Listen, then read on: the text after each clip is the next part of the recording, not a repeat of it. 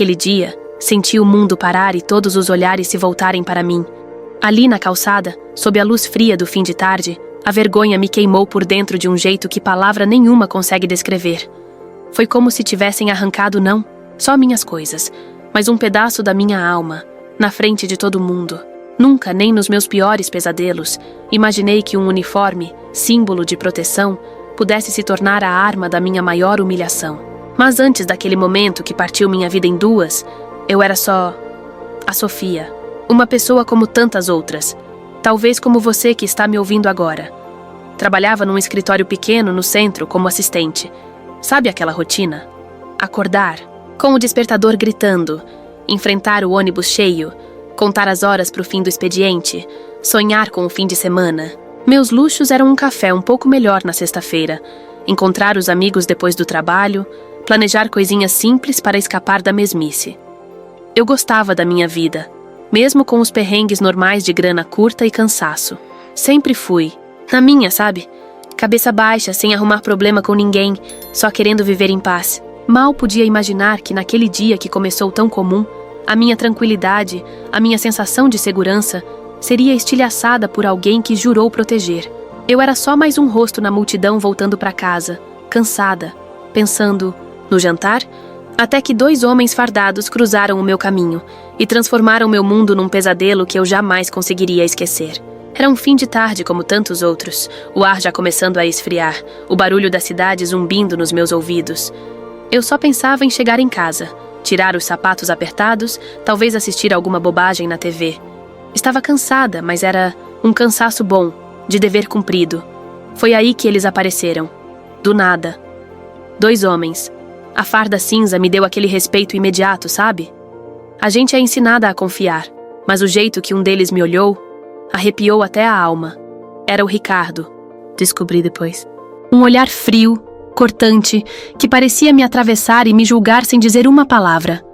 O outro, o Matias, mais novo, parecia desconfortável, tenso, como se não quisesse estar ali. Boa tarde, senhorita. A voz do Ricardo era puro descaso. Falou, de um roubo ali perto que eu correspondia à descrição. Eu? Meu coração gelou. Olhei para minha roupa simples de trabalho, para minha bolsa velha. Descrição de quê? Tentei explicar, com a voz meio trêmula que eu estava saindo do escritório, que não tinha nada a ver com aquilo. Que podíamos ir para a delegacia se precisasse. Mas ele nem piscou. Foi como falar com uma parede de gelo. Procedimento padrão, ele disse com um sorrisinho torto que não chegava aos olhos. Me dá a bolsa. Antes que eu pudesse reagir, ele puxou. Com força. Minhas mãos tentaram segurar, mais por instinto do que por achar que ia adiantar alguma coisa. Ele abriu minha bolsa ali mesmo, no meio da calçada, e começou a tirar tudo. Minha carteira, meu batom velho, um pacote de lencinhos, a agenda com meus compromissos, tudo revirado e exposto para quem quisesse ver. Caiu um bilhetinho que minha mãe tinha me mandado. Coisas tão minhas, tão íntimas, jogadas ali como lixo. Senti meu rosto pegar fogo. Era uma mistura horrível de vergonha e raiva crescendo no peito. Olhei em volta, buscando ajuda. Algumas pessoas passavam rápido, desviando o olhar. Outras pararam, curiosas, cochichando, como se eu fosse um espetáculo bizarro. Ninguém fez nada. Ninguém disse uma palavra. Meus olhos encontraram os do Matias. Supliquei em silêncio. Ele sabia que aquilo era errado. Dava para ver na cara dele. Mas ele só desviou o olhar, engoliu em seco e ficou quieto. O medo dele era maior que a injustiça que ele estava vendo. Não achou nada, né? Consegui dizer, a voz embargada.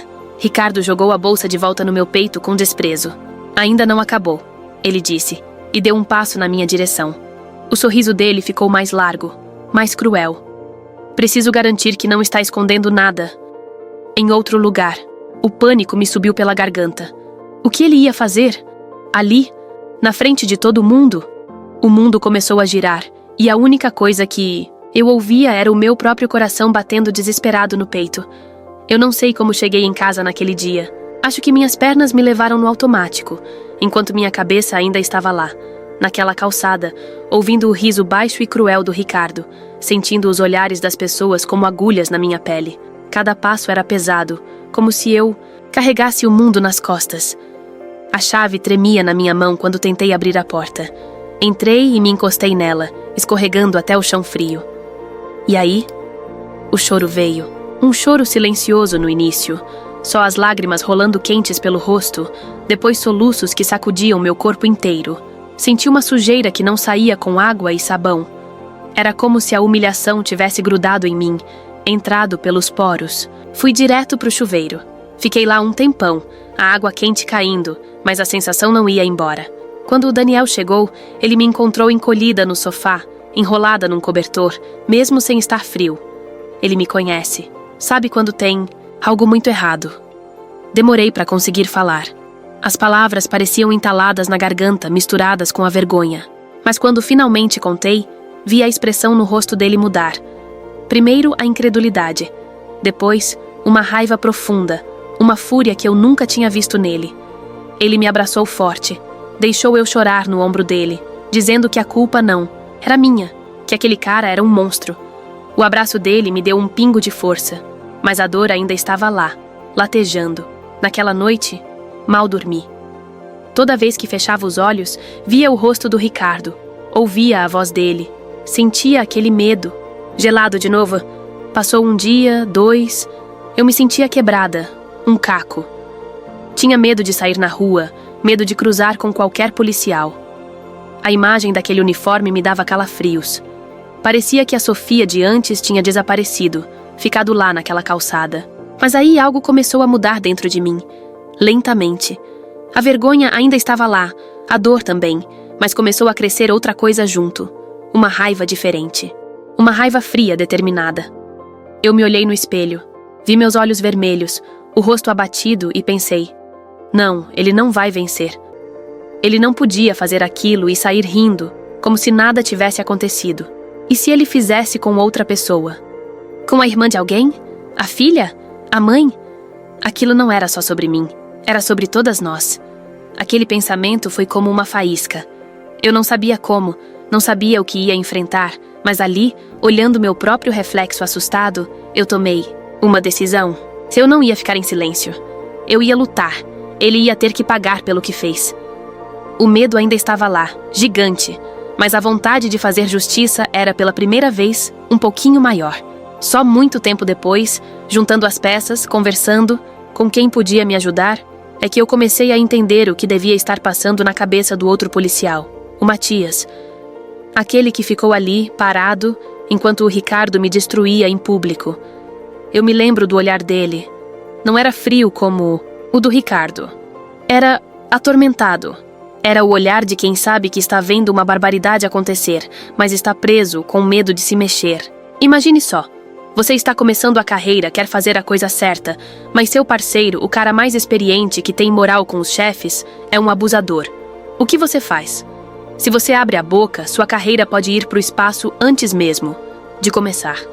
Você vira o dedo duro, o traidor. Ninguém vai confiar em você. Se você fica quieto, você vira cúmplice. Aquele silêncio grita dentro de você, te corrói por dentro.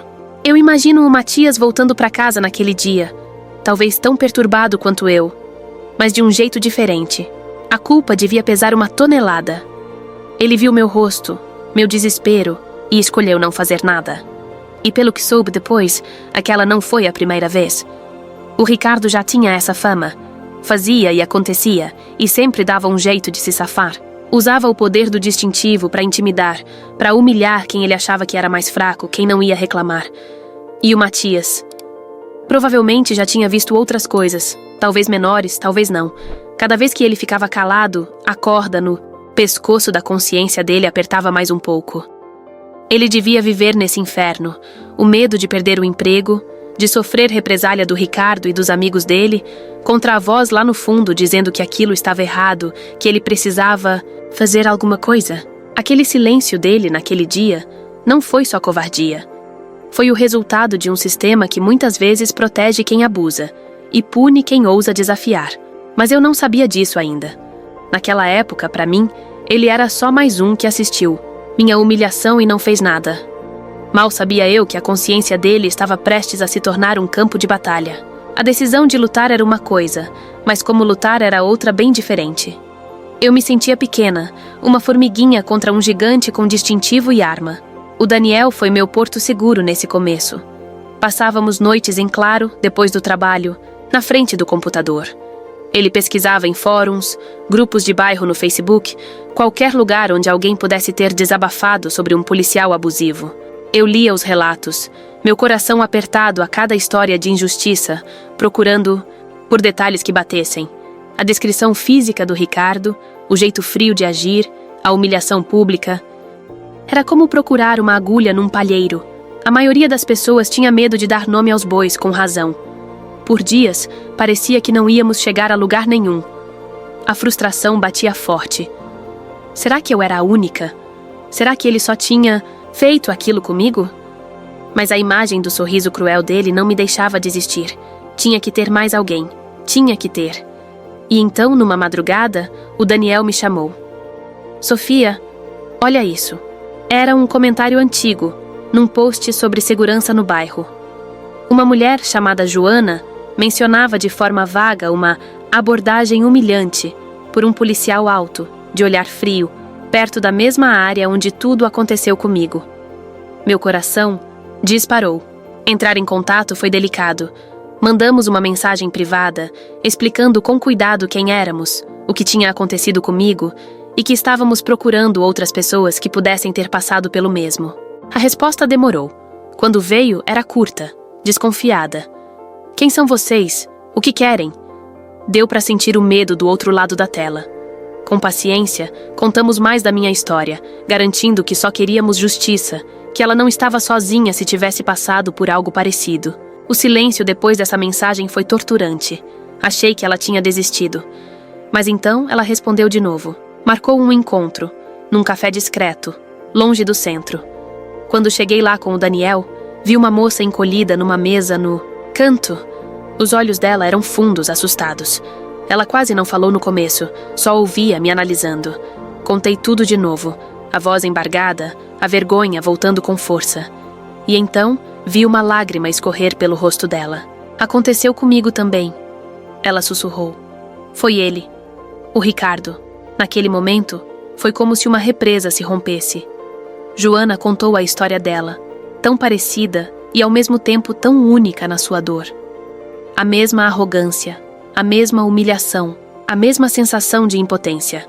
Choramos juntas ali, naquele café. Não era mais só a minha dor ou a dor dela, era a nossa dor. E ali, naquela partilha, naquela compreensão mútua que só quem passou pelo mesmo pode ter, nasceu uma força nova. Não éramos mais duas vítimas isoladas. Éramos duas sobreviventes. E juntas, talvez, só talvez, a gente tivesse uma chance. Aquele sentimento de você não está sozinha foi a primeira luz de esperança real que senti desde aquele dia. Horrível. Sabíamos que o caminho seria perigoso, mas agora, pelo menos, não caminharíamos sozinhas. Saber que a Joana tinha passado pelo mesmo inferno me deu um gás, uma sensação de não estar gritando no vácuo. Mas a gente sabia que só a nossa palavra, a nossa dor, talvez não fosse suficiente para derrubar um cara como o Ricardo.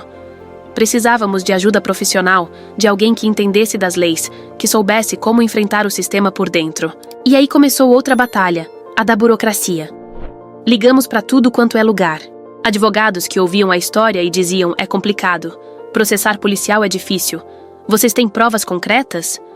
Cada não, cada porta fechada na cara era um balde de água fria. Parecia que o próprio sistema era feito para proteger gente como o Ricardo, para desencorajar quem ousava reclamar. A papelada para registrar a queixa na corregedoria era um labirinto. Perguntas frias, olhares desconfiados, a sensação de que estavam mais interessados em achar uma falha na nossa história do que em investigar o policial. Era desgastante, humilhante de novo, de um jeito diferente. Finalmente, por indicação de um grupo de apoio a mulheres, chegamos até a doutora Helena. Uma mulher firme, de olhar direto, que nos ouviu com uma atenção que ninguém tinha tido até ali. Ela não prometeu milagres. Foi honesta. Meninas, isso vai ser uma briga de cachorro. Grande. Ele tem a corporação do lado dele, vai tentar descredibilizar vocês de todo jeito. Mas a história de vocês é forte, e o fato de serem duas ajuda muito. Se estiverem dispostas a ir até o fim, eu estou com vocês. Aquela sinceridade, misturada com a garra que a gente via nos olhos dela, foi o que precisávamos. Mas a partir daí, o medo começou a ficar mais real, mais palpável. Não era só a lembrança do que aconteceu. Comecei a sentir olhares estranhos na rua. Parecia que via viaturas passando mais vezes pela minha rua, pelo meu trabalho. Coisa da minha cabeça? Paranoia? Talvez. Mas uma noite, voltando para casa, vi o Ricardo parado do outro lado da rua, perto do meu prédio. Ele não disse nada. Só me olhou. Aquele mesmo olhar frio, cortante, mas agora com um brilho de ameaça. Ele sabia onde eu morava. Foi só um instante. Depois ele virou as costas e foi embora, mas meu corpo inteiro gelou. Cheguei em casa tremendo. Tranquei a porta 1000 vezes. Liguei para Joana. Ela também estava apavorada. Disse que um carro sem identificação ficou parado perto da casa dela por um tempo. Contou que estava pensando em desistir, que não aguentava a pressão. Tive que ser forte por nós duas naquele momento. Lembrar por que estávamos fazendo aquilo, mesmo com a minha própria voz tremendo de medo. A doutora Helena nos acalmava. Dizia que essas táticas de intimidação eram esperadas, que precisávamos nos manter firmes, documentar tudo. Mas era fácil falar. Difícil era dormir à noite, sabendo que tínhamos mexido num vespeiro, que o homem, que nos humilhou agora, nos via como uma ameaça a ser eliminada.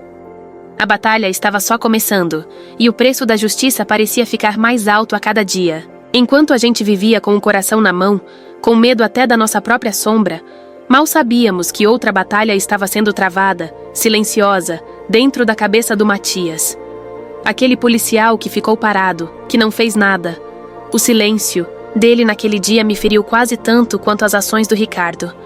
Mas, pelo que a doutora Helena me contou depois, aquele silêncio estava devorando ele por dentro. Ele devia ver meu rosto, o rosto da Joana, talvez de outras que a gente nem ficou sabendo, toda vez que fechava os olhos. A culpa, dizem, é uma companheira barulhenta. Ele continuava trabalhando ao lado do Ricardo, vendo a arrogância dele no dia a dia, talvez testemunhando outras pequenas maldades, outros abusos de poder disfarçados de procedimento. Cada sorriso cínico do Ricardo devia ser uma facada na consciência já sangrando do Matias. O medo de perder o emprego, de ser perseguido, ainda estava lá, com certeza. Mas a imagem do que ele tinha se tornado, um cúmplice passivo, começou a pesar mais. Ninguém sabe exatamente qual foi a gota d'água. Talvez ele tenha ouvido os boatos na delegacia sobre a nossa denúncia, sobre as investigações discretas. Talvez ele tenha visto o Ricardo se gabando de ter nos assustado, ou planejando algo pior.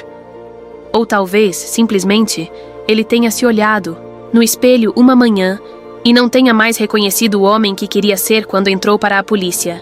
Aquele ideal de proteger e servir tinha virado uma piada amarga na boca do estômago dele. Sei que um dia ele não aguentou mais. A corda arrebentou. O medo ainda devia estar lá, paralisante. Mas a necessidade de fazer alguma coisa, de limpar um pouco daquela sujeira que ele sentia ter se acumulado nele, falou mais alto. Foi um risco enorme. Ele podia perder tudo.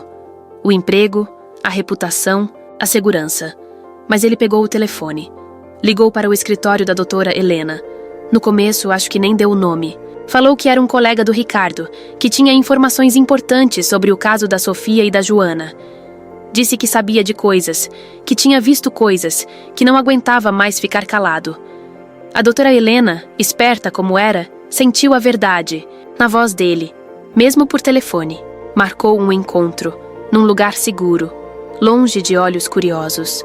Quando a doutora Helena me contou sobre essa ligação, sobre essa fonte interna, um fio de esperança se acendeu dentro de mim, mais forte do que, nunca, alguém de dentro, alguém que viu tudo, estava disposto a falar.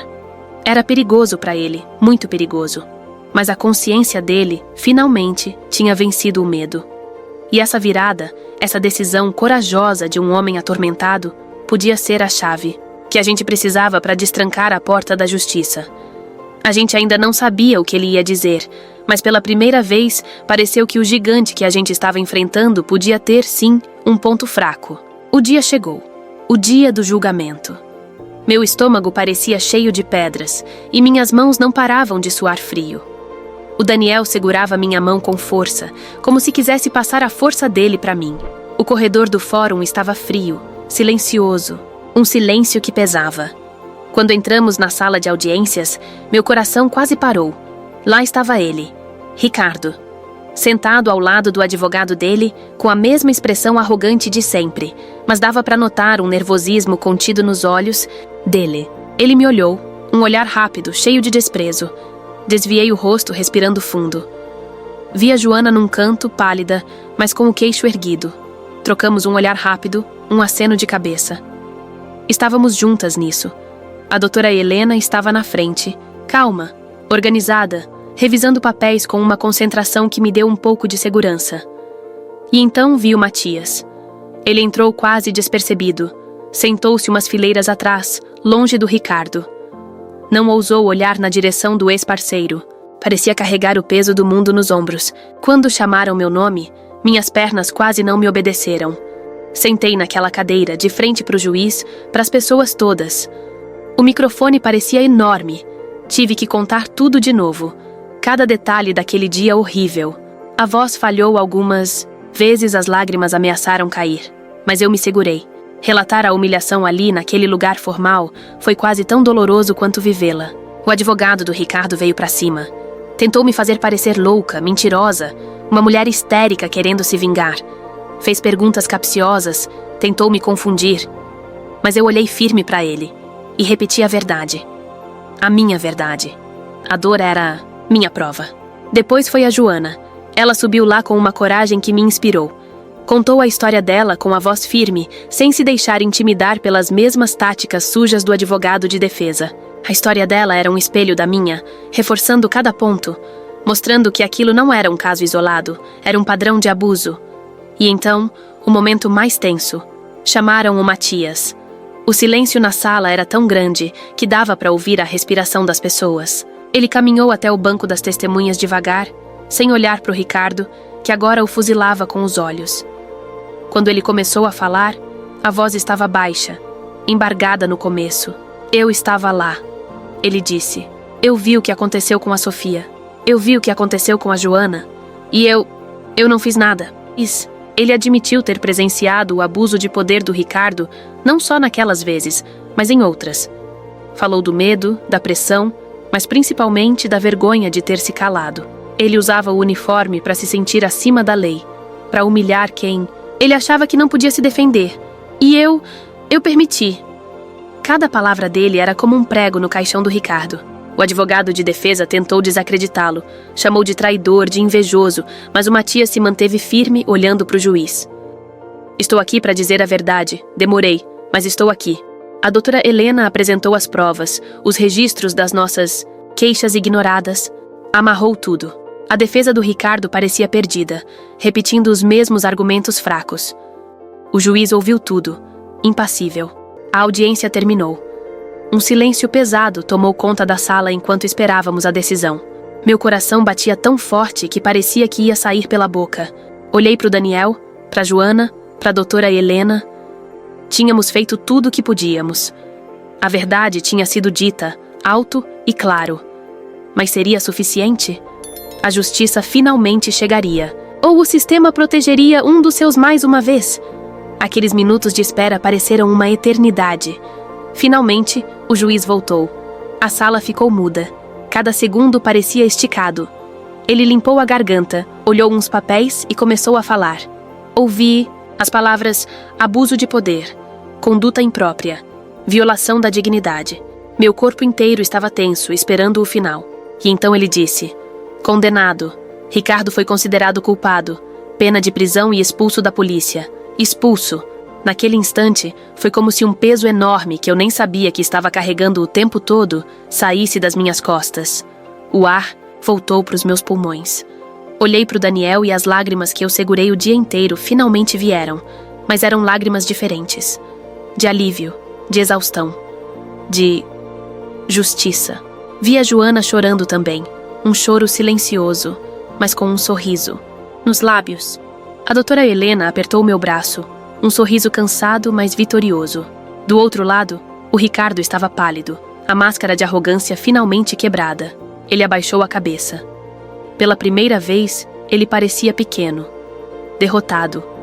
Sair daquela sala foi como sair de um túnel escuro. Lá fora, abracei a Joana com força. Não precisávamos dizer nada. Aquele abraço dizia tudo. A gente tinha conseguido. A gente tinha enfrentado o monstro e, por incrível que pareça, a gente tinha vencido. Mas a justiça ter sido feita não apaga a cicatriz. Aquela sensação de humilhação, o medo, a desconfiança, isso não some com uma sentença. A ferida fecha, mas a marca fica para sempre. O caminho para curar de verdade, para voltar a confiar, é longo. Ainda hoje, às vezes, um barulho mais alto na rua me assusta. Um olhar estranho me deixa ressabiada. A Sofia de antes daquele dia nunca mais voltou completamente. Só que agora tem uma coisa diferente. Eu sei da minha força. Sei da força que a gente encontra quando se une, quando não deixa o medo paralisar. A Joana, o Daniel, a doutora Helena, até mesmo o Matias, com a coragem tardia dele, todos foram essenciais. Ninguém luta sozinho. Essa vitória não foi só minha, nem só da Joana. Foi de todo mundo que já foi diminuído, humilhado e achou que não tinha voz. Se tem uma coisa que eu aprendi com tudo isso, é que o silêncio é o melhor amigo do abusador. Ficar quieto, por medo, por vergonha, só dá mais poder para quem faz o mal. Eu sei que é difícil. Eu sei que dá um medo que gela a espinha. Mas se você está passando por algo, se alguém está usando o poder que tem para te machucar, por favor, não se... Kale, procure ajuda, conte para alguém, mesmo que sua voz trema. A sua história importa, a sua dor é válida. Acredite, você não está sozinha. A luta é dura, às vezes parece impossível, mas a verdade... a verdade tem uma força danada. E quando a gente se junta, essa força pode sim derrubar gigantes. Pode demorar, pode doer, mas ela pode. Respira fundo. A voz mais calma agora, mas ainda carregada de emoção. Obrigada. Obrigada por terem ficado comigo até o fim, por terem ouvido a minha história. Sei que não é fácil ouvir sobre coisas assim, e sei o quanto é mais difícil ainda viver, mas compartilhar, isso ajuda. Ajuda a gente a não se sentir tão só nesse mundão. Se a minha história tocou você de alguma forma, se você sentiu um aperto no peito, se te fez pensar, por favor, deixa o seu like aqui embaixo. Isso ajuda muito o canal a levar essas histórias para mais gente, para que outras pessoas saibam que não estão sozinhas também. E se você tiver alguma palavra de apoio, ou se infelizmente já passou por algo parecido e sentir que quer compartilhar um pouco da sua força nos comentários, sinta-se à vontade. Ler o apoio de vocês, saber que tem gente que se importa, faz toda a diferença. Ou só comenta o que você achou, o que sentiu. E claro, se você gosta desse tipo de relato, de histórias reais que mostram a força que a gente nem sabe que tem, se inscreve aqui no canal. A gente sempre tenta trazer histórias como a minha, que precisam ser contadas. Lembrem-se, nunca subestimem o poder da voz de vocês. Nunca deixem ninguém diminuir a dor de vocês. A gente é mais forte do que imagina, principalmente quando a gente se une. Denunciem, procurem ajuda, falem. O silêncio só protege quem não merece proteção. Muito obrigada de coração por me ouvirem. Fiquem bem, se cuidem e cuidem uns dos outros. Até a próxima.